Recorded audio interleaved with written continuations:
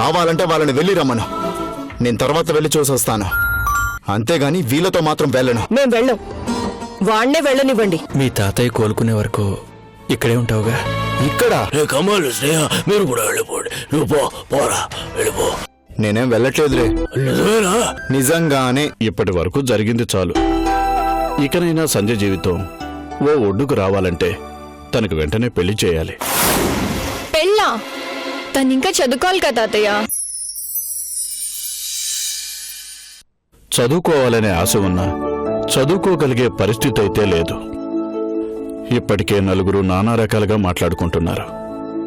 ఆ మాటలు పెరగకముందే తనకు పెళ్లి చేసి ఓ అయ్య చేతిలో పెట్టడం మంచిది.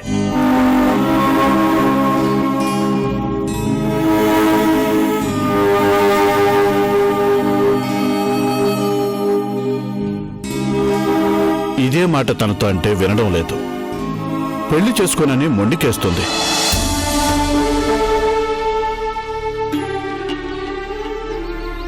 తనకింకా చదువుకోవాలనుందేమోనండి. ఇంకా ఆలస్యం చేస్తే నానా రకాల మాటలు వినాల్సి వస్తుంది. ఆడదాని మెళ్ళో తాలి పెడితే అదే కొండంత రక్షణగా నిలబడుతుంది. నా మనవరాలికి ఈ పరిస్థితుల్లో రక్షణ ఇవ్వగలిగింది ఆ తాలేనమ్మా. అయినా ఈరోజు కాకున్నా మరో ఏడాదో మరో 2 ఏళ్ళు అప్పుడైనా పెళ్లి చేయాలి.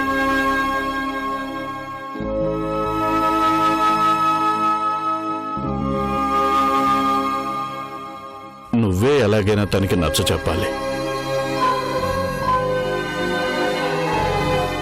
నాకు తెలిసిన సంబంధం ఒకటి చెప్పాను. వాళ్ళు ఎల్లుండే అమ్మాయిని చూసుకోవడానికి వస్తున్నారు.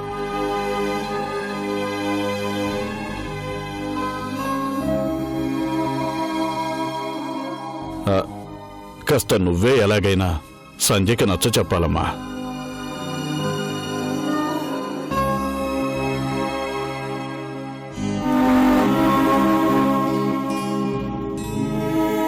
ఆ పిల్లకి అమ్మగా నిలబడి ఈ కార్యక్రమం నీ చేతుల మీదుగా గట్టెక్కించాలి. అలాగేనండి, నేనే ఒప్పిస్తాను.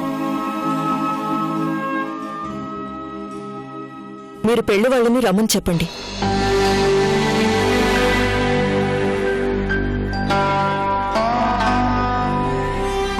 చాలా సంతోషం తల్లి. వస్తానమ్మా. ఉండండి, కాఫీ తాగెళ్దురు గాని. ఇప్పుడేం వద్దమ్మా.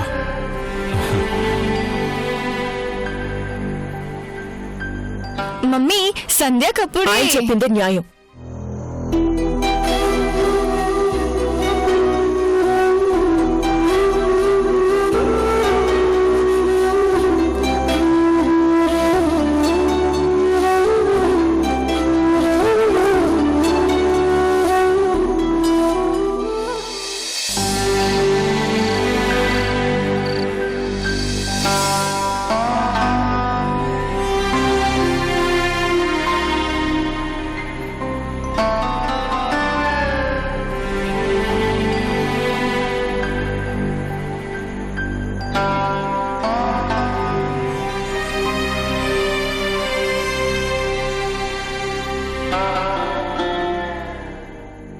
ఏంటి తాత అలా చూస్తున్నావు? లేదురా. ఏదో ఉందిలే, చెప్పు. నువ్వు నేను మాటల్ని దాచుకోలేం గాని చెప్పే. ఎంత ప్రేమరా నేనంటే నీకు. అది నీకు ఇప్పుడు అర్థమైందా తాత? లేదురా, లేదు. రే చీకే, నాకు నాకు నాకు మొదటి నుంచి నీ గురించి తెలుసురా, బాగా తెలుసు. నువ్వు పుట్టగానే మా జీవితంలోకి చీకే గారు మళ్ళీ వచ్చారు అని ఎంతో సంతోషపడిపోయాను నేను. అందుకే ఆయన పేరు పెట్టాను నీకు, మహానుభావుడైన. మళ్ళీ పురాణాలు మొదలు పెట్టావా?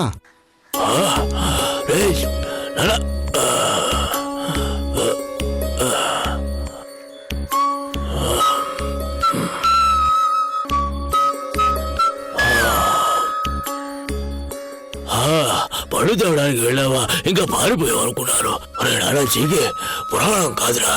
ఇదిగో నీకు మీ ముత్తాత జీకే గారి లక్షణాలు పుష్కలంగా అబ్బాయి. ఆయన నీలాగే మాట కరుగు గాని మనసు మాత్రం వెన్న వెన్న. నువ్వు మాటలతో బెన్నరాయకు తాతయ్య. నువ్వెందుకు ఇలా మాట్లాడుతున్నావో నాకు తెలుసులే. ఏయ్, నీకు ఎదుటి వాళ్ళ మనసులో ఏముందో కూడా ఇట్టే తెలిసిపోతుందిరా. ఎందుకు తెలియదు? నా చిన్నప్పటి నుంచి నిన్ను చూస్తున్నాను. ఆ మాత్రం తెలియదా? ఎన్నిసార్లు నా కోసం వచ్చుంటావు? వచ్చిన ప్రతిసారి నువ్వు చెప్పేది మీ కూతురు గురించే కదా.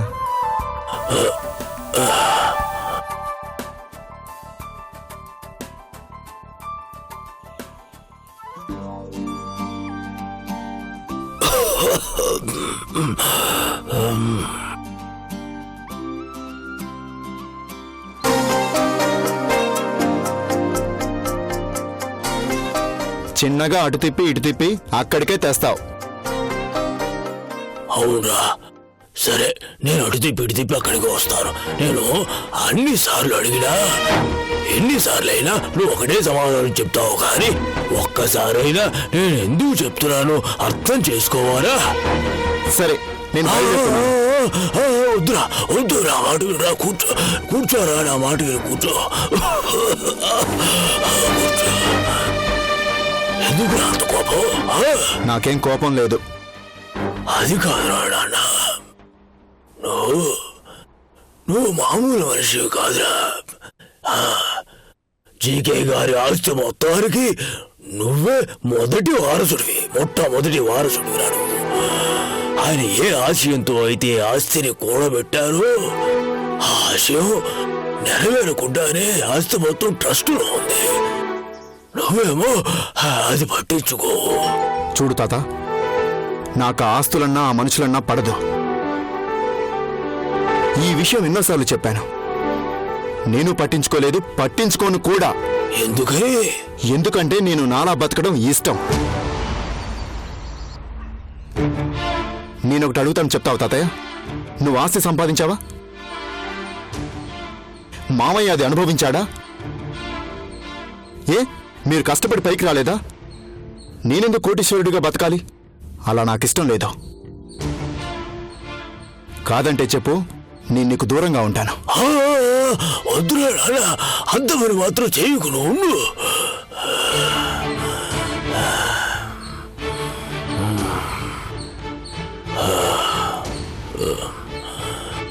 అలా చేయకే. నాకు మాట ఇస్తావారా? ఏంటది? కనీసం నేను బ్రతుకుంటే ఎవరికైనా నువ్వు నా కళ్ళ ముందే ఉండాలా? మాట ఇవ్వవా? తాత, అవునరా, అవును.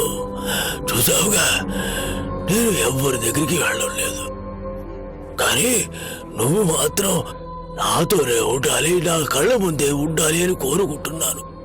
ఏం ఆ మాత్రం చేయలేవా? ఆ మాట ఇవ్వరా?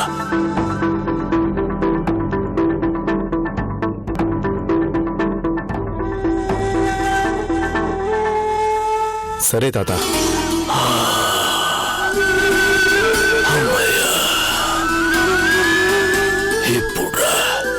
ఇప్పుడు నాకు చాలా చాలా తృప్తిగా ఉంది. అమ్మయ్యా, చాలా తృప్తిగా ఉందిరా.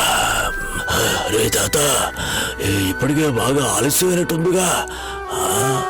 అమ్మో, రే నువ్వు వెళ్ళి పడుకో వెళ్ళరా. పర్లేదు తాత, కాసేపు కాళ్ళు పట్టని. లేదురా తాత, వేడుకు తినాలి, వేడుకు నిద్రపోవాలి.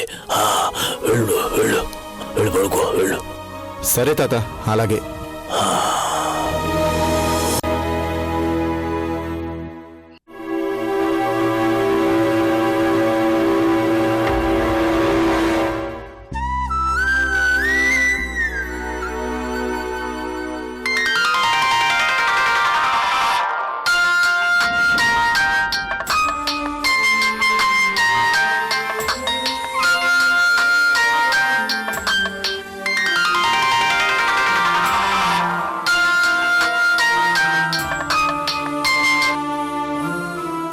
Hello daddy. అమ్మా రేఖ. డాడీ, నీ ఫోన్ కోసమే ఎదురు చూస్తున్నాను. వాడేం చేస్తున్నాడు? వాడు నిద్రపోయాడులే అమ్మా. వాడు పడుకున్నాక ఫోన్ చేద్దామని ఇప్పుడు దాకా ఆగాను. ఏమంటున్నాడు డాడీ?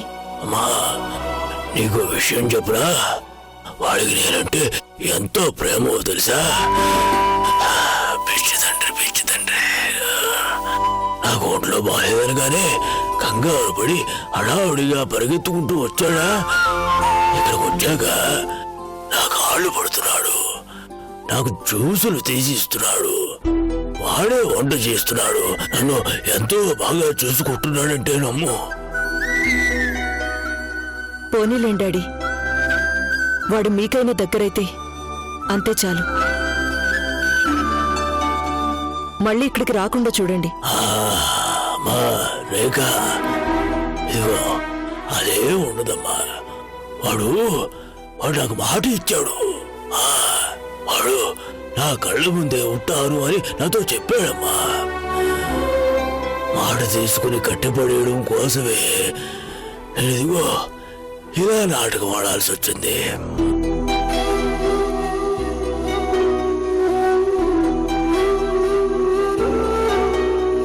సర్లే అమ్మా, ఏదైతే లేవు, మనం దేనికోసం అయితే నాటకం ఆడావో అది ఫలించింది. వాడు మాట ఇచ్చాడు, ఇంకా మనకి భయం లేదు. వాణ్ణి కాపాడుకోవడం కోసం మరో దారి కనిపించలేదు డాడీ. అందుకే అన్నయ్యతో మీతో మాట్లాడి ఈ నాటకం ఆడాల్సి వచ్చింది. ఇక్కడ వాణ్ణి కొట్టాలని చాలా మంది మనుషులు తిరుగుతున్నారు. ఎస్ఐ రంజిత్ కుమార్ గారు కూడా కొన్ని రోజులు ఈ ఊరికి దూరంగా పంపించమన్నారు. పర్వాలేదులే అమ్మా, మనం ఎన్ని నాటకాలు ఆడినా అది వాడు బాగా ఉండడం కోసమే కదా. పర్వాలేదులే, మెల్లగా అన్నీ సర్దుకుంటూ ఉంటాయి. అప్పుడు వెలు చూసుకుని అక్కడి నుంచి వాడి మనసు మార్చే ప్రయత్నం చేద్దాం. ఏమో డాడీ, నాకు ఆశ లేదు. వాడు మనస్ఫూర్తిగా నన్ను అమ్మా అని ఎప్పుడు పిలుస్తాడు? చిన్నతనంలో బాగానే ఉండేవాడు కదా డాడీ. రేఖ, ఇదిగో ఒక కడివేడు పాలు విరిగిపోవడానికి ఒక్క ఉప్పు కళ్ళు చాలు. అలాగే మనుషుల మధ్య మనస్పర్ధలు రావాలి అంటే ఎన్ని కారణాలు కావాలమ్మా? ఒక చిన్న అపార్థం చాలదు. ఎక్కడ కూడా జరిగింది అదే. ఏమో డాడీ, వాడు నన్ను అమ్మా అని పిలిచినా పిలవకపోయినా ఎక్కడో ఒక చోట వాడు బావుంటే అదే చాలు. లేదమ్మా, నువ్వుకే భయపడకు, నేను ఉన్నానుగా. నేను చూసుకుంటానులే. ఉంటాను మరి.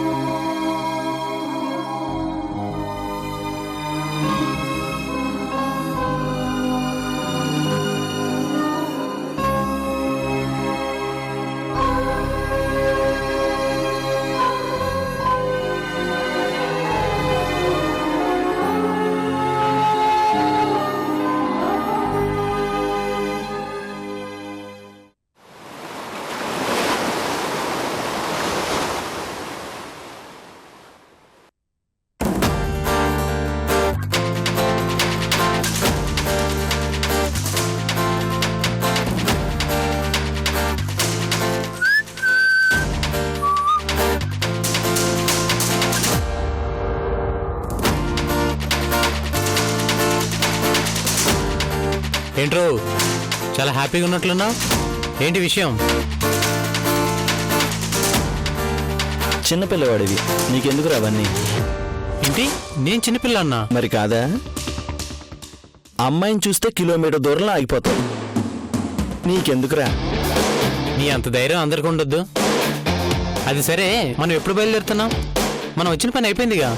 పోదాంలేరా, ఒక చిన్న పనుంది. ఎల్లుండి మార్నింగ్ ఫ్లైట్కి టికెట్స్ బుక్ చేయి.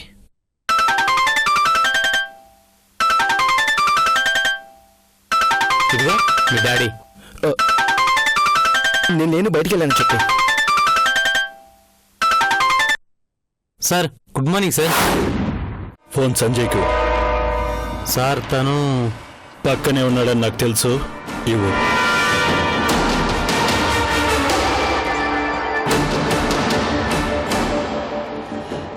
Hello daddy.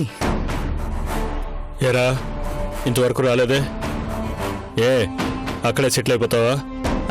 అదేం లేదు డాడీ, ఇక్కడ ఇంకా పనులు. ఏం పనులా? ఏం పనులు? నువ్వు వెళ్ళిన పని నిన్ననే అయిపోయింది, ఇంకా అక్కడేం చేస్తున్నావు? అది డాడీ, పక్కన అరకు బాగుంటుందంట కదా, అక్కడ బొర్రా కేవ్స్ ఉన్నాయంట, అది చూసొద్దామని. ఓహో, ఇవన్నీ గుర్తుంటాయి. మరి ఎల్లుండి మీ అమ్మ పోయిన రోజు అబ్దికం పెట్టాలి, అది గుర్తుందా? గుర్తుంది డాడీ, ఎల్లుండి మార్నింగ్ ఫ్లైట్కి వచ్చేస్తాను. లేదు, రేపు ఈవినింగ్ ఫ్లైట్కే రావాలి. అది కదా డాడీ. రావాలి, వస్తున్నావు అంతే.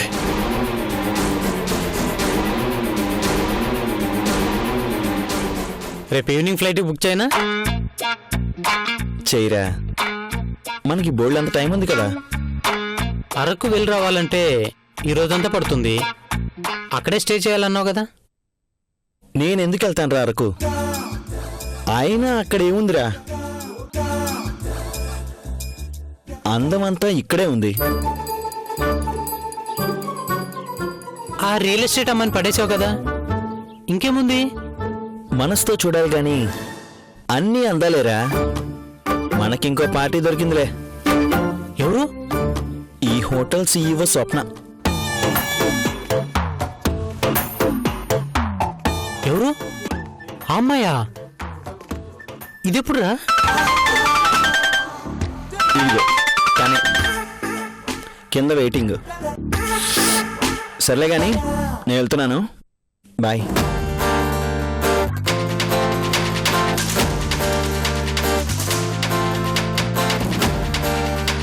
దేవుడా, అసలు వీడికి అమ్మాయిలు ఎలా అట్రాక్ట్ అవుతున్నారు స్వామి?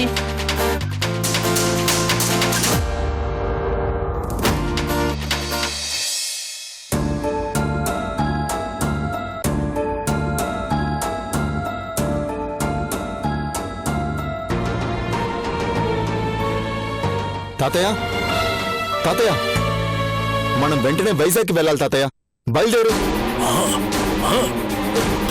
దేనికి? చాలా అర్జెంట్ తాతయ్య, ఫోన్ వచ్చింది. అరే ఎందుకురా అంటే అది చెప్పకుండా ఫోన్ వచ్చింది, అర్జెంటు వెళ్దామంటావేంటి? ఎందుకు వచ్చింది? ఏమని వచ్చింది ఫోను? తాతయ్య, రాత్రి అమ్మకు సీరియస్ గా ఉందని హాస్పిటల్లో చేర్పించారంట తాతయ్య. సీరియస్? ఎవరికి? మీ కూతురికి, మా అమ్మకు.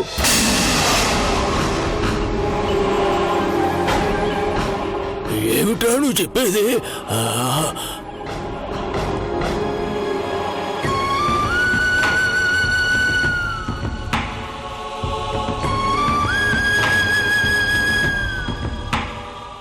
ఇంతకాలం మీరంతా అమ్మ గురించి చెప్తుంటే నాకేమనిపించేది కాదు తాతయ్య, అనిపించేది కాదు. కానీ ఇప్పుడు అమ్మకు బాగోలేదంటే ఏడుపు వస్తుంది తాతయ్య, ఏడుపు వస్తుంది.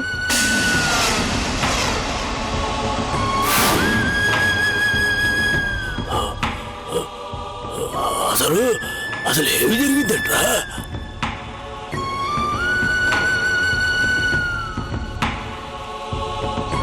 నీకు ఒంట్లో బాగోలేదని తెలిసినప్పటి నుంచి ఒకటే టెన్షన్, అది బాగా ఎక్కువైపోయి బీపీ రేజ్ అయింది, ఉన్నట్టుండి పడిపోయిందంట తాతయ్య.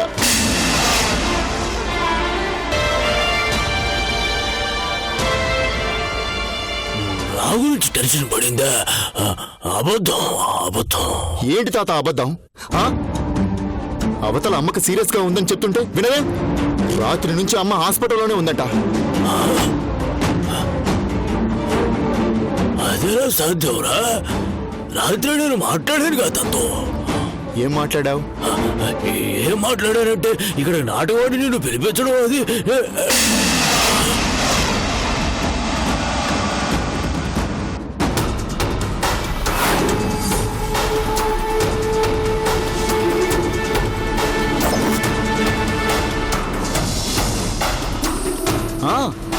చెప్పు తాత చెప్పు, ఆగిపోయావేంటి?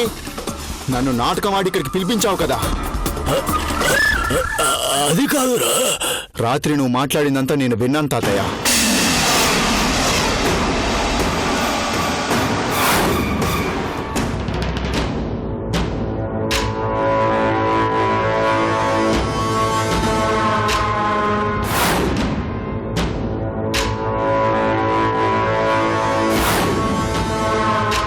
ఎందుకింత నాటకం ఆడావు తాత? నేను నిన్నింత అభిమానిస్తుంటే నువ్వు నా దగ్గర అబద్ధాలు చెప్పావు కదా.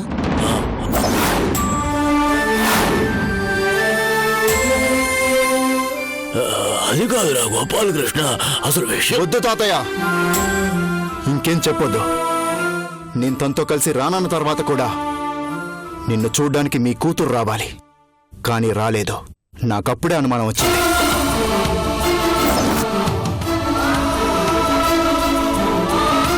నీకు కిడ్నీస్ ప్రాబ్లం అని చెప్పిన వాళ్ళు బలానికని బి కాంప్లెక్స్ టాబ్లెట్స్ ఇస్తున్నారు. అది నాకు అర్థం కాలేదనుకున్నావు కదా.